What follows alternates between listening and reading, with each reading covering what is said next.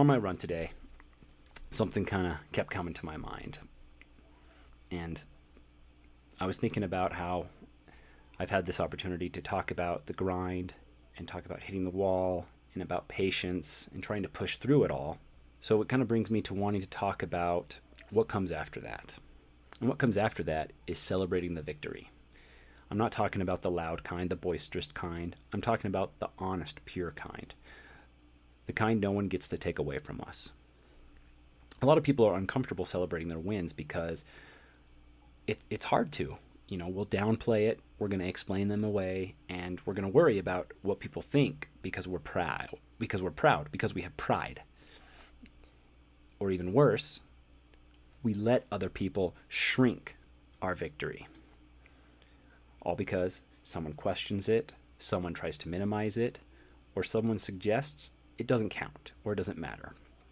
And so slowly, we start handing over these moments that we've earned.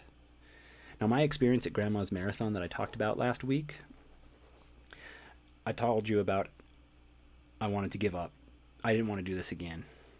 But because of some fans that were there, it reminded me of the sacrifices that I've made and that others make so that I can do this, so that I get a chance to race and not just have fun and work hard, but to experience this to make myself better as a person. So the race didn't just test my legs, it reminded me of why I'm doing that. And that led into the next marathon that I would get a chance to run, and that was the Governor's Cup that took place in Montana. Now, because I didn't give up in Grandma's Marathon, the people over at Governor's Cup paid for my entry because I was considered elite. And so I had a great experience running that race because I was considered an elite, so I got to have some special things given unto me because I was elite. Now, it's a smaller marathon, so it really wasn't all that much that gave to me. But, I got to be in the front at the start, which made it so that I actually had the chance to lead the marathon. Now, I led the first couple miles, but then I led from mile 6 all the way until mile 23. Fastest I'd ever ran 23 miles at that point. But right at that 23rd mile, the person that would go on to win the race caught up to me. And he passes me, and he kind of stalls a little bit as he kind of looks over his shoulder to see if I'm going to respond to him. And it didn't take me very long to realize there is no way I could race the next 3 miles. My hamstrings were already getting tight, and I was worried that if I tried to race, I was going to essentially blow up, and I wouldn't even get top 3 in the marathon. So I made that decision to not go with him. But something that also in that race kept me going on was that gentleman. He showed me that respect of going hey, I'm still worried about you. Are you coming now that I've passed you and you've been running alone for so long? That was great respect. Even though I didn't go with him, it made me feel proud of where I was at. So I ended up second in that race, which meant I got to win $150, which is cool. That's the most I've ever that's the most I've ever won from a race. But it also showed me that when it came to racing, I was getting smart. I knew what to do and when to do it. So I earned that second place victory. I earned the fastest time that I'd ever ran. And I knew that I was intelligent when it came to racing. All of those were the victories from that one race. Celebrating is not arrogant. At least it doesn't have to be. Celebration doesn't mean pretending you're the best. It means you're just acknowledging the truth of what happened. This mattered, and I showed up for it. Someone else crossing the line first does not erase the effort that we just did. Another person's success does not cancel out ours. If someone tries to steal our victory, they are asking us to forget what we learned, and we don't owe them that. The same principle plays out in our coaching and in our everyday life, whether it's the victories we have by being able to get up, do all our chores, or keep our children alive, or finish the workday without breaking down, or just getting through the day. So for me, This is a reminder that these 12 years that I've been coaching, the 20 plus Coach of the Year awards, and all the knowledge that I've gained because of my victories and my losses, I'm able to have all this knowledge that I've gained to help everyone that I'm helping now. So these kids, this team, in the belief that I can help them is fact. Now, if I start trying to hold all of this over anybody's head, that's on me. Anybody who tries to take this away, that's on them. And it's something they shouldn't do.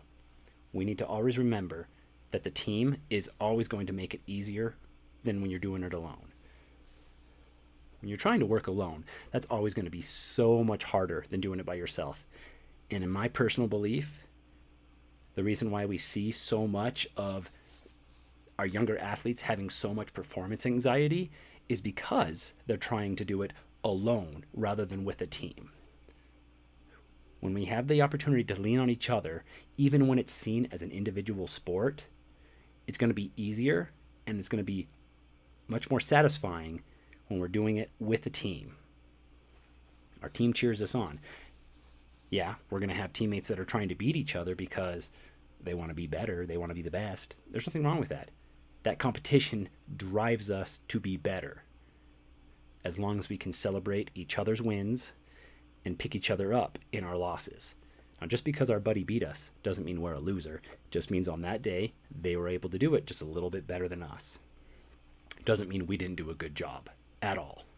And that's when you know that you yourself are doing it right. When you see that your ego isn't too big, that the team is what's big, not you, not your ego. The moment we think we know better, the moment we think it's only about us, that's when we're going to falter the most.